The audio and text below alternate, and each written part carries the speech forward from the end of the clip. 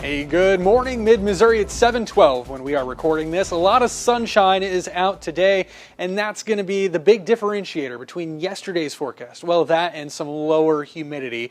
It is still humid out there this morning. Feels kind of muggy. Temperatures in the upper 70s. Winds out of the south, still at a good pace, bringing in that warmth today. But again, that sunshine going to be a big difference from yesterday morning. You may remember that cloud cover. That sunshine's going to work to warm us right up to where we were yesterday, maybe even a hair warmer, but with less humidity this afternoon. I'm talking dew points in the 60s as opposed to dew points in the 70s.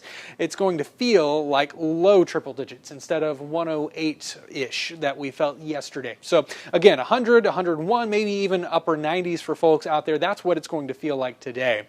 And that's still hot, but now we're starting to fall out of weather alert day criteria. So this will likely be our last day in our weather alert day unless we start to see more of these feels like temperatures bump back up above 105 later this week. But still, that will bounce around between the upper 90s and low 100s through Friday.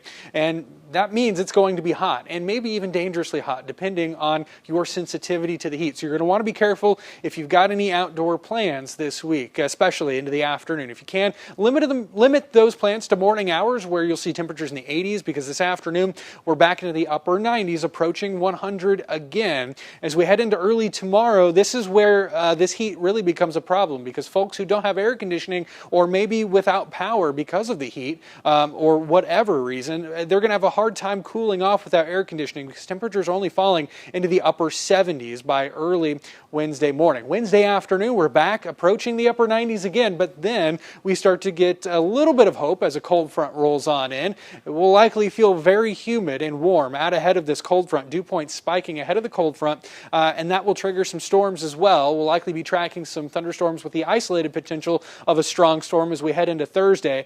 Early Thursday morning. The good news here is that it's running into some high pressure aloft. Watch this. You can see that line really falling apart along that front as the front lifts back towards the north even, heading in towards your Thursday.